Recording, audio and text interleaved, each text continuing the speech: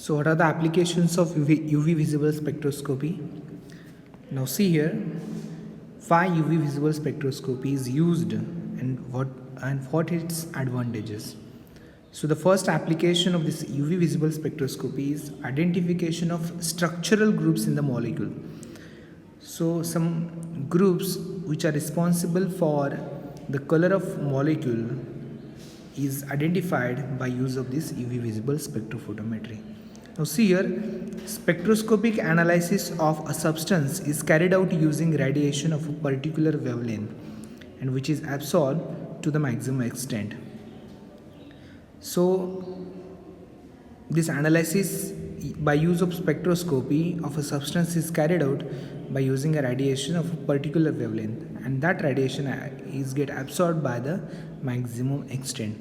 This wavelength is called as lambda max of the substance. Suppose we are passing a visible radiation through the sample. So from 400 to 800 nanometer wavelength of radiation, one by one we are passing through the same sample. If suppose the sample absorbs radiation of wavelength 700 nanometer maximum times, that is maximum extent, then that 700 nanometer wavelength is known as lambda max for that sample, because at that lambda max value its absorbance is maximum. Therefore the value of lambda max for that sample is 700 nanometer. So this wavelength is called as lambda max of the substance.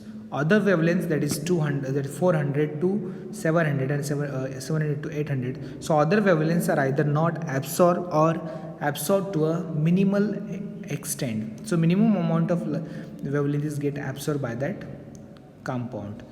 The constituent structural groups in a molecule absorb their own characteristic wavelength. Thus, if suppose a molecule contains carboxylic group, then that specific group absorb its own characteristic wavelength. If suppose a molecule has NO2, second molecule has NO2, then that compound absorb its own that is the characteristic wavelength. So depending upon the functional groups, the molecule or the compound or the sample absorb different wavelength of radiation to the different extent. Thus a substance may show strong absorption at several wavelengths depending upon its structure. Now see the table below, which shows different lambda max values for some important groups. Now see this table where if molecule contains carboxylic functional group, then near about it absorbs radiation at wavelength 208. That is maximum absorption of radiation takes place for the wavelength of 208 nanometer. If in case of acetyl chloride COCl group is there, so it absorb the wavelength of radiation to the maximum extent at 220 nanometer. So other wavelength functional groups are there. So if you change the functional groups, that is if molecule contains different functional groups, so different functional groups have different lambda max value. So by use of this lambda max value, we can easily identify which functional group is present in the molecule. So it is possible to identify a particular group in a molecule by determining its lambda max value. In spectrophotometer, monochromators are used to produce monochromatic beams of the required wavelength. These beams are incident on the sample, which then absorbs characteristic wavelength. That is, different groups in the molecule absorb their own characteristic wavelength of radiations at different extent. So most organic compound absorb in the IR radiation region. Spectral details like lambda max and molar absorptivity, that is epsilon of unknown compounds are compared with the data for known compounds. So in this case, whatever we have readings for the spectra, it is compared with the readings of known compounds. Then by use of that we can easily identify which group or which functional group is present in the molecule. So by use of that we can easily identify the structural, that is the structure of that organic compound. So this is the first characteristic application, or the first application of this UV visible spectroscopy, that is identification of structural groups in the molecule. Now next is the second application is identification of chromophores and exochrome. So now see here what is mean by exochrome and chromophores. So chromophores are unsaturated groups. So what are these? These are the unsaturated groups which are responsible for the absorption of visible light.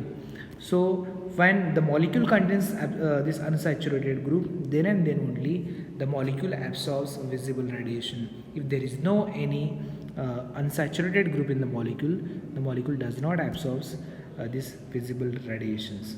So now see the example of these chromophores. These are the unsaturated groups. Carbonyl group is unsaturated. Double bonded, there is alkene molecules are there. Nitroso group is there. Nitro group, and there is NO2 group is there, and aza group is there. So if this unsaturated group is there in the molecule, then these molecules absorb the specific wavelength of radiation, that is visible radiation. The molecule which contains a chromophore is called a chromogene. Now see here, if the unsaturated group is present in the molecule, then that molecule is known as a chromogene. The color of compound, now see here, the color of compound is due to the unsaturation present in the chromophore. That is, due to the presence of chromophore in the molecule, the compound has color. For example, if you see that is the color of tomato is red, so it is only because of the presence of a chromophoric group in that tomato. So they have given example here also. A dye like Congo red which contains azo group, that is N double bond N group is present in the Congo red dye, and the intensity of, now see here, so because of presence of this azo group, the compound has a color. The intensity of that color of a chromogene increases with increase in the number of chromophores present. If suppose the number of chromophores goes on increases, then the color of that compound is, that is the intensity of that color is get increased. So if molecule has only one single bond, it is colorless. But if the molecule has more than one double bond, if you see this example, if ethylene CH2 double bond CH2 is there, this ethylene is a colorless liquid. But if you see this molecule, that is CH3 CH double bond CH bracket 6 CH3 is a yellow compound. The color of this compound is yellow because of the presence of unsaturated groups like alkene in the molecule, and these double bonds are of 6 times.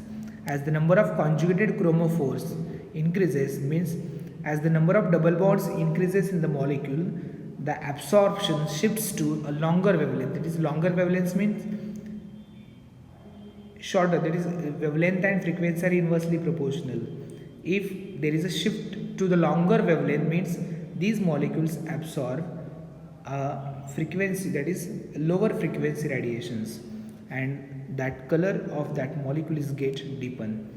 Thus this shift to the longer wavelength, that is violet to red, is called as bathochromic shift. So what is meant by bathochromic effect? Now see here, if a molecule has more number of double bonds which are conjugated, then the wavelength of radiation which is get absorbed by that molecule is get decreased. That is, smaller wavelength of light is more wavelength of light is absorbed, and because of that this molecule shifts to a longer wavelength, therefore it is known as bathochromic effect, or it is known as a red shift. If you see this example here, C6H5 CH double bond CH in the bracket n times of this double bonded molecule structure C6H5 in benzene solvent. The compound is colorless if n is equal to 1, means if only one double bond in the molecule, then that molecule is colorless. But if the n is equal to 15, means there are 15 number of double bonds which are conjugated in the molecule, then the color of that compound is get deepened and that color is now greenish black. So the color of that compound is only because of the presence of that is number of increase in the number of chromophoric groups in the molecule. And if the molecule contains a chromophoric group, that molecule is known as chromogene. Okay. Now what is meant by exochromes then? An organic dye molecule contains at least one chromophore along with a salt forming group. That salt forming group is called as an exochrome. Means organic dye are colored, and it is because of presence of one chromophore along with the salt, and that salt is known as an exochrome. So now see here, exochrome increases the color yielding power of the chromophore, that is the brightening of color, the intensity of color is get increased when the molecule contains exochromes. That is color intensity is get increased here. So there are two types of exochromes. One is an acidic exochrome, another is the basic exochrome. If you come to know this, the last line, two lines, acidic chromophore means which groups? The molecule contains OH, that is hydroxyl group is there, COH group is there, SO3H group is there in the molecule. Then because of this presence of groups, the molecule has acidic exochrome. So NH2 and NR2. So these are also the exochromic groups. Next, a compound containing both chromophore and exochromic groups can function as a dye. Means only chromophores does not increase the color intensity, but due to presence of exochrome, the color intensity of the chromophore is get increased, and the exochrome is responsible for the hastening of the color of the compound along with the chromophore. In other words, an exochrome converts a chromogene into a dye. If exochrome is not present in the molecule may not be a dye, but along with the chromophore, if exochrome is there, then the molecule is now a dye. For example, now see this example carefully. A benzene